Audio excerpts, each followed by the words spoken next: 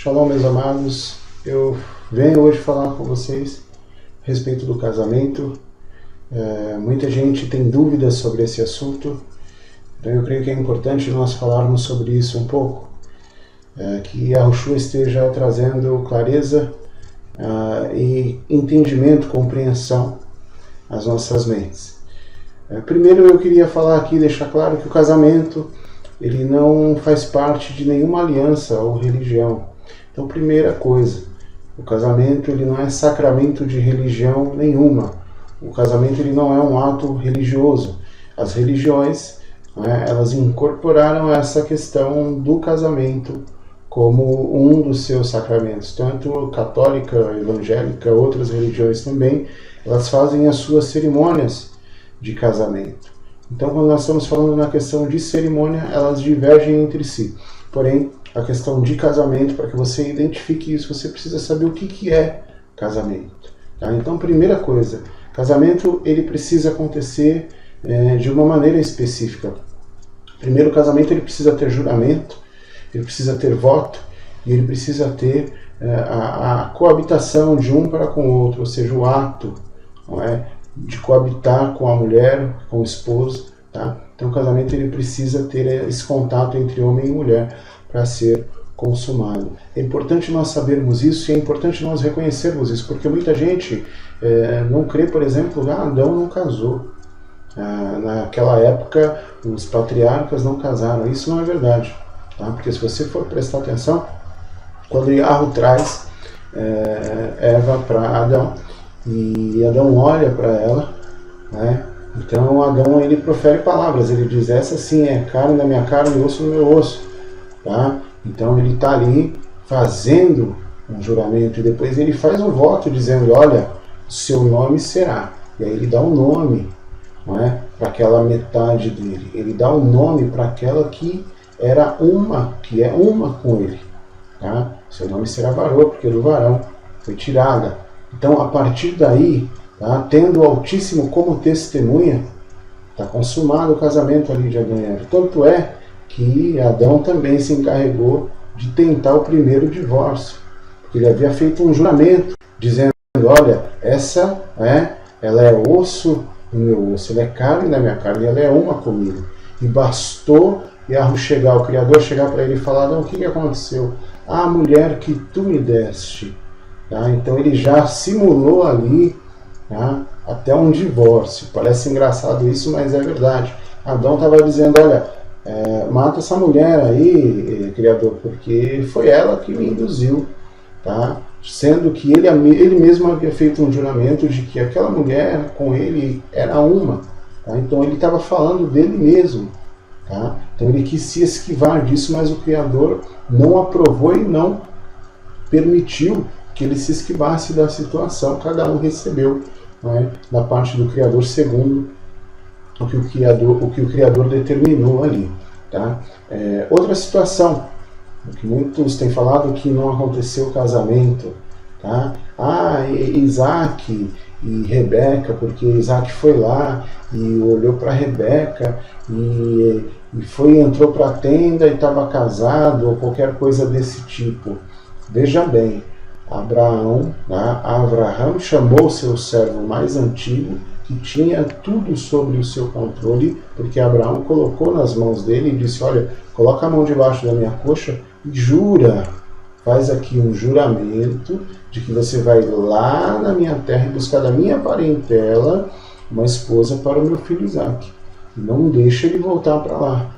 Então foi feito um juramento, o próprio Abraão, ele fez um juramento ali, envolvendo a questão do casamento do seu filho.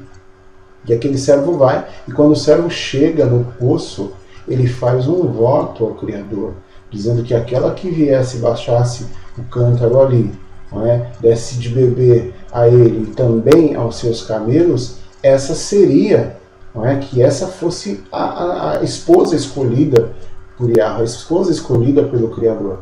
E assim foi. E quando termina essa situação, né, quando termina, eles fazem toda aquela apresentação de quem era aquele servo, de onde ele pertencia, de quem era a família daquela moça. Ele coloca braceletes, ele coloca joias nela, ele noivou ela ali.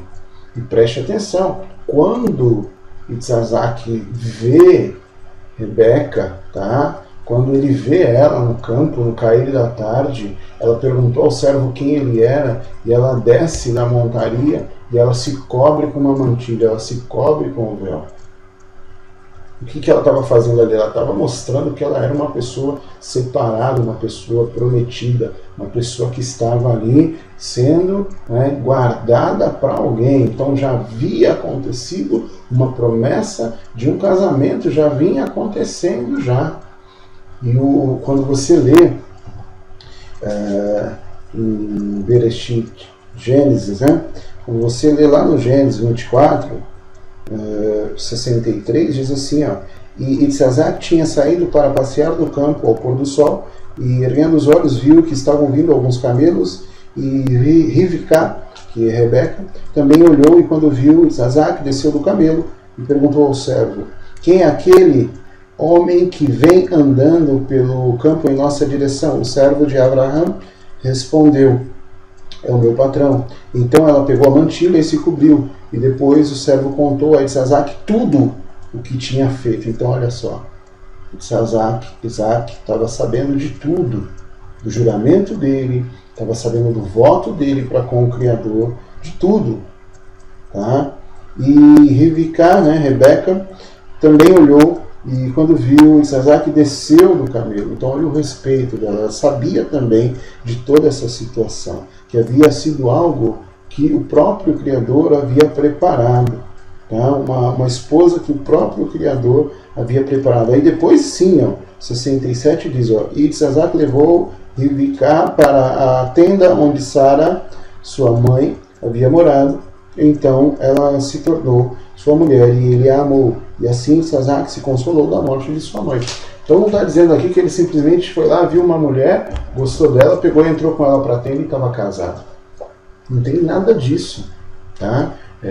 Para você que está em Yahushua, meu querido, o Salvador não veio abolir nada disso.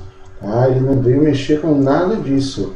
Não adianta atribuir, o casamento faz parte de religião. O casamento não é sacramento de religião nenhuma. Antes de aliança, antes, tá, da escritura ser entregue, o casamento já havia sido estabelecido no Éden. Tá? Ele é uma lei que já estava sobre toda a situação aí.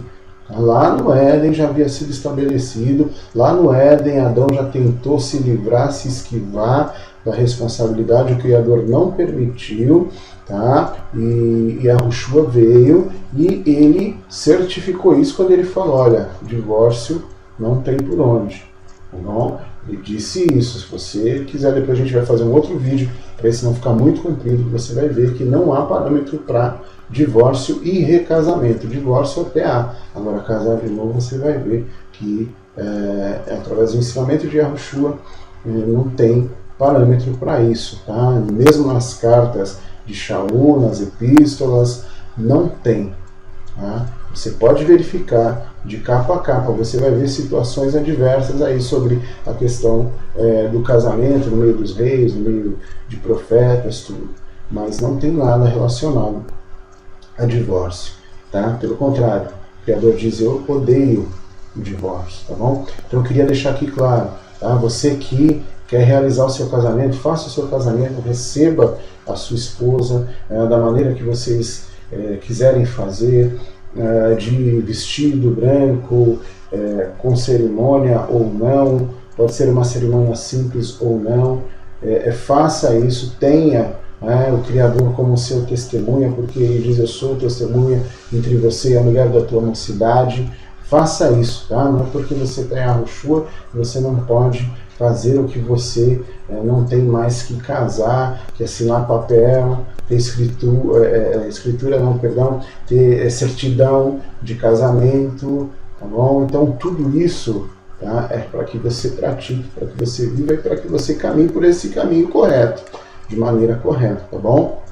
Então eu quero deixar aqui essa meditação para você, esse esclarecimento para você, e eu quero agradecer Yahushua por cada pessoa que tem nos mandado mensagem, cada um que tem comentado, cada um que tem ligado para nós, cada um que tem se preocupado com as nossas vidas e pedido ao Criador em oração que nos apoie.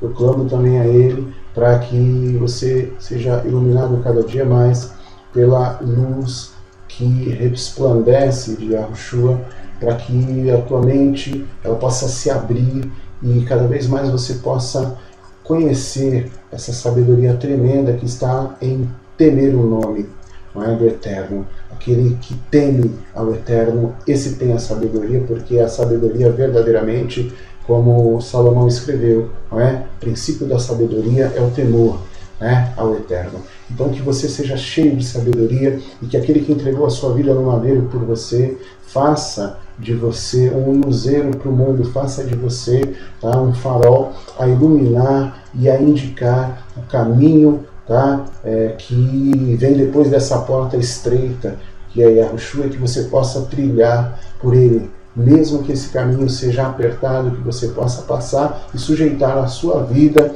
tá, como barro nas mãos deste oleiro, que é o nosso Criador e também o nosso Salvador. Shalom a todos, um forte abraço, até a próxima.